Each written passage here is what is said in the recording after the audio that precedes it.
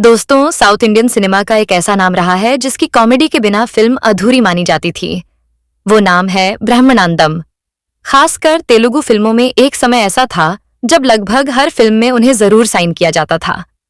उनके लिए फिल्म में अलग से कॉमेडी ट्रैक लिखा जाता था ताकि दर्शकों को उनकी शानदार कॉमेडी देखने को मिल सके। चाहे चिरंजीवी की फिल्म हो, नंदामुरी बालाकृष्णा की, जूनियर एनटीआर की, रामचरण की, अल्लू अर्जुन की, प्रभास की या फिर महेश बाबू की, लगभग हर बड़े स्टार की फिल्मों में ब्रह्मानंदम का एक अलग और खास रोल लिखा जाता था। लेकिन अगर आपने गौर किया हो तो आज के समय में रिलीज होने वाली फिल्मों में ब्रह्मानंदम बहुत कम नजर आते हैं। कभी कभी वो किसी फिल्म में गेस्ट अपीयरेंस या कैमियो रोल में दिखाई देते हैं, लेकिन पहले जैसी उनकी नेचुरल और लंबी कॉमेडी अब फिल्मों में देखने को कम मिलती है। दरअसल इसके पीछे कई कारण माने जाते हैं। पहला कारण है समय के साथ फिल्मों का बदलता ट्रेंड। पहले फिल्मों में अलग से कॉमेडी ट्रैक रखा जाता था, लेकिन अब ज्यादातर फिल्में कहानी पर ज्यादा फोकस करती हैं और कॉमेडी उसी कहानी के अंदर ही रखी जाती है। दूसरा कारण उनकी उम्र भी माना जाता है, क्योंकि लगभग 35 साल से ज्यादा समय तक लगातार काम करने के बाद अब उन्होंने अपनी फिल्मों की संख्या कम कर दी है। एक समय तो ऐसा भी था जब ब्रह्मानंदम साल में 25 से 30 फिल्मों तक में नजर आ जाते थे, यानी औसतन हर महीने उनकी 3 से 4 फिल्में रिलीज हो जाती थीं। यही वजह थी कि उनका नाम गिनीज वर्ल्ड रिकॉर्ड्स में भी दर्ज हुआ, क्योंकि उन्होंने सबसे ज्यादा फिल्मों में अभिनय करने वाले कॉमेडियन का रिकॉर्ड बनाया था। आज भले ही वो कम फिल्मों में दिखाई देते हों, लेकिन उनकी कॉमेडी और उनके यादगार किरदार आज भी दर्शकों के दिलों में जिंदा हैं। दोस्तों, ब्रह्मानंदम ने अपने करियर की शुरुआत 1985 में डीडी तेलुगु पर आने वाले धारावाहिक पाक पकालू से की थी। इसके बाद पहली बार वह 1987 में तेलुगु फिल्म आहा ना पेलंटा में नजर आए। इसके बाद तो ब्रह्मानंदम की ऐसी आंधी आई कि लगभग हर तेलुगु फिल्म में वह दिखाई देने लगे। यहाँ तक कि 2000 और 2010 के बाद की भी कुछ फिल्में ऐसी रहीं जिनमें शुरुआत में ब्रह्मानंदम को साइन नहीं किया गया था, लेकिन बाद में फिल्म के प्रोड्यूसरों ने कहा कि जब तक ब्रह्मानंदम के लिए रोल नहीं लिखा जाएगा तब तक फिल्म रिलीज नहीं की जाएगी। मतलब फिल्मों में उनकी कॉमेडी के बिना वह फिल्म अधूरी सी लगती थी। यहाँ तक कि कुछ फिल्में पूरी तरह कंप्लीट होने के बाद भी ब्रह्मानंदम के लिए अलग से रोल लिखा गया और उन्हें उन फिल्मों में साइन किया गया। फिलहाल उनकी उम्र लगभग 67 साल हो चुकी है और अपने करियर में 1000 से भी ज्यादा फिल्मों में नजर आने की वजह से उनका नाम गिनेस वर्ल्ड रिकॉर्ड्स में दर्ज किया गया है। कला और सिनेमा में अपने योगदान की वजह से उन्हें भारत सरकार द्वारा पद्मश्री से भी सम्मानित किया जा चुका है। उनकी फिल्मों की लिस्ट इतनी लंबी है कि विकिपीडिया जैसी साइट पर उनकी फिल्मों के नाम एक नहीं बल्कि 2 अलग-अलग पेज में दर्ज किए गए हैं। अपने करियर में वैसे तो उन्होंने ज्यादातर तेलुगु फिल्मों में काम किया, लेकिन इसके अलावा वह कुछ तमिल, कन्नड़ और सूर्यवंशम जैसी हिंदी फिल्मों में भी नजर आए। अपनी बेहतरीन कॉमेडी के दम पर उन्होंने लोगों के दिलों पर ऐसी छाप छोड़ी है जिसे मिटा पाना आसान नहीं है। बहुत सारी कॉमेडी फिल्मों में काम करने का यह सिलसिला 2014, 2015 और 2016 तक चलता रहा, लेकिन 2017, 2018 और 2019 के बाद ब्रह्मानंदम हमें बहुत कम फिल्मों में देखने को मिले।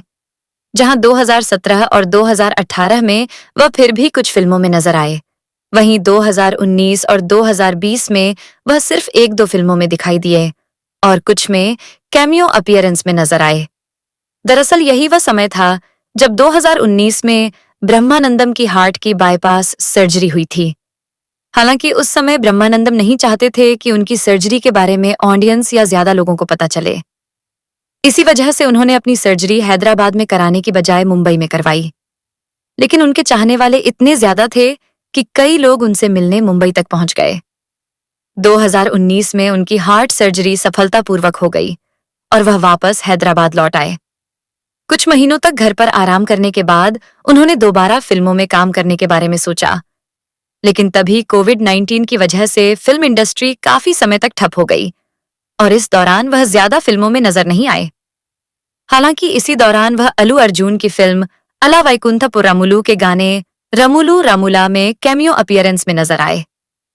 इस दौरान ब्रह्मानंदम ने अपने एक इंटरव्यू में बताया कि अब वह सिर्फ चुनिंदा फिल्मों में ही काम करना चाहते हैं। उन्होंने कहा कि वह कुछ समय अपने घर पर अपने बच्चों और अपने पौधों के साथ बिताना चाहते हैं, लेकिन साथ ही वह अपने फैंस का दिल भी नहीं तोड़ना चाहते, इसलिए फिल्मों से पूरी तरह गायब भी नहीं होना चाहते। यही वजह है कि अब वह पहले की तरह बहुत सारी फिल्मों में नजर नहीं आते, बल्कि सिर्फ खास और अलग रोल ही चुनते हैं। जहां उनकी कुछ फिल्मों में उनके कॉमेडी सीन और उनका रोल दोहराया हुआ भी नजर आया, लेकिन फिर भी इस बारे में ब्रह्मानंदम का कहना था कि वह अपने फिल्म के डायरेक्टर की बात मानते हैं। डायरेक्टर जैसा उनसे करने के लिए कहता है और जैसा किरदार उनके लिए फिल्म में लिखा होता है, वह बिल्कुल वैसा ही निभाते हैं। लेकिन कोविड काल के बाद फिल्मों में काफी बदलाव होने लगे।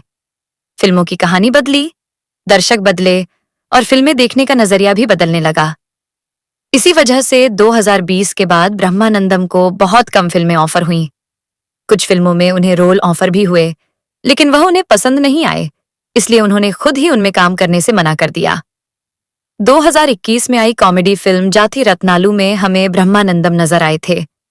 इसके अलावा इस दौरान वह कुछ और फिल्मों में कैमियो रोल में भी दिखाई दिए। 2018 के आसपास जब ब्रह्मानंदम फिल्मों से थोड़ा दूर होते जा रहे थे, तब उन्होंने टीवी में काम करने का भी फैसला किया।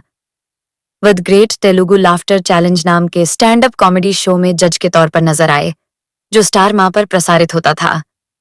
फिलहाल ब्रह्मानंदम के पास कुछ फिल्में जरूर हैं, लेकिन ये सिर्फ गिनी चुनी ही हैं। उन्होंने अपनी पूरी जिंदगी केवल ऑडियंस को हंसाने में ही गुजार दी। अपने करियर के दौरान वह इतने ज्यादा बिजी रहे कि अपनी फैमिली के साथ उतना समय नहीं बिता पाए।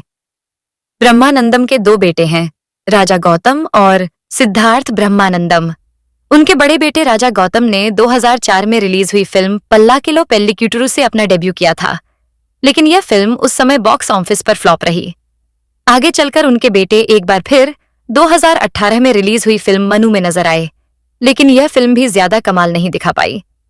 इसके बाद से उन्होंने फिल्मों में काम करना लगभग बंद ही कर दिया। आजकल ब्रह्मानंदम अपने पोते पोती के साथ ज्यादातर समय घर पर बिताते हैं। अपने खाली समय में वह मूर्तियां बनाते हैं और पेंटिंग भी करते हैं। उनके द्वारा बनाई गई कई मूर्तियां और पेंटिंग्स वाकई में काबिल ए तारीफ हैं। हाल ही में उनकी फिल्म रंगामार्थंदा मार्च 2023 में रिलीज हुई, जिसमें उनके काम को काफी पसंद किया गया। यहां तक कि उनसे मिलने के लिए रामचरण और चिरंजीवी भी पहुंचे, जहां दोनों ने ब्रह्मानंदम का सम्मान किया और उनके काम की खूब तारीफ की। ब्रह्मानंदम ने अपने करियर में ऐसी कई फिल्मों में कॉमेडी रोल निभाए हैं जिन्हें शायद ही उनसे बेहतर कोई और अभिनेता निभा पाता। तेलुगु ऑडियंस ही नहीं, बल्कि जब तेलुगु फिल्में हिंदी में डब होकर नॉर्थ इंडिया में रिलीज होने लगीं, तब वहां के दर्शकों ने भी उनकी कॉमेडी को खूब पसंद किया। देखते ही देखते हिंदी क्षेत्र में भी उनकी लोकप्रियता काफी ज्यादा बढ़ गई। हालांकि यह शायद बॉलीवुड फिल्मों का दुर्भाग्य ही रहा कि ब्रह्मानंदम जैसे बेहतरीन कलाकार को वहां सिर्फ 1-2 फिल्मों में ही मौका मिला। सन 2014 में आई रेस गुर्रम में हमें अल्लू अर्जुन के साथ ब्रह्मानंदम बहुत ही कम समय के लिए नजर आए थे, लेकिन इतने कम समय में भी उन्होंने अपने किरदार से लोगों के दिलों में अलग ही छाप छोड़ दी थी। इस फिल्म में उन्होंने किल बिल पांडे नाम का किरदार निभाया था। इस किरदार की खास बात यह थी कि वह पहले गोली चलाता था और बात बाद में करता था। फिल्म में ब्रह्मानंदम द्वारा निभाया गया यह किरदार आज भी एक आइकॉनिक कॉमेडी रोल माना जाता है। ऐसे न जाने कितने ही किरदारों में ब्रह्मानंदम ने अपनी कॉमेडी के रंग भरे हैं, लेकिन जहां पर्दे पर वह हमेशा लोगों को हंसाते रहे, वहीं उनकी असली जिंदगी काफी संघर्षों से भरी रही। 1 फरवरी 1956 को आंध्र प्रदेश के सत्यनापल्ली में उनका जन्म हुआ था। उनके पिता नागरालिंगाचार्य एक कारपेंटर के तौर पर काम करते थे और उनकी मां लक्ष्मी नरसम्मा एक हाउसवाइफ थीं। उनके परिवार में कुल 8 भाई बहन थे और फिल्मी दुनिया से उनका दूर दूर तक कोई रिश्ता नहीं था। बचपन में 8 भाई बहनों के साथ उनका जीवन बहुत साधारण रहा, लेकिन बचपन से ही ब्रह्मानंदम को दूसरों की आवाज निकालने और लोगों की नकल करने में बहुत मजा आता था। वह अक्सर अपने आसपास के लोगों की मिमिक्री किया करते थे। घर का खर्च चलाने के लिए उन्होंने अपने शौक से बिल्कुल अलग जाकर तेलुगु लेक्चरर के रूप में बच्चों को पढ़ाना शुरू कर दिया, लेकिन वहां भी वह बच्चों को पढ़ाने के साथ साथ उन्हें खूब हंसाया करते थे। उसी दौरान उनके साथ थिएटर में काम करने वाले लेखक अधि विष्णु ने उनकी प्रतिभा को पहचाना और उन्हें दूरदर्शन के ऑफिस ले गए। वहीं से उन्हें 1985 में अपना पहला टीवी शो मिला और यहीं से उनके करियर की असली शुरुआत हो गई। इसके बाद तो जैसे उन्हें एक ऐसा प्लेटफॉर्म मिल गया जहां उनका टैलेंट पूरी दुनिया देख सकती थी। धीरे धीरे उन्हें फिल्मों के ऑफर मिलने लगे और फिर देखते ही देखते वह बैक टू बैक फिल्मों में काम करने लगे। एक इंटरव्यू में खुद ब्रह्मानंदम ने बताया था कि उन्होंने इतनी ज्यादा फिल्मों में काम किया कि कई बार तो वह खुद अपनी फिल्में भी नहीं देख पाते थे। एक साल में उनके पास इतनी फिल्मों की लाइन लगी रहती थी कि उन्हें अपनी पिछली फिल्में देखने का भी समय नहीं मिलता था।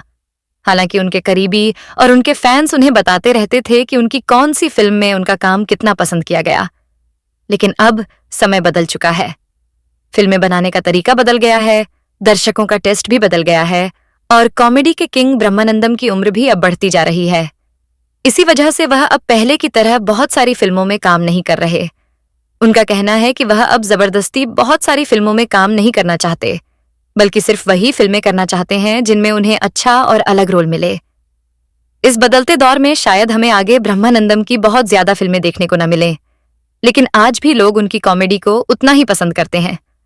अगर उनकी कोई पुरानी फिल्म भी टीवी पर आ रही होती है तो लोग उसे जरूर देखते हैं।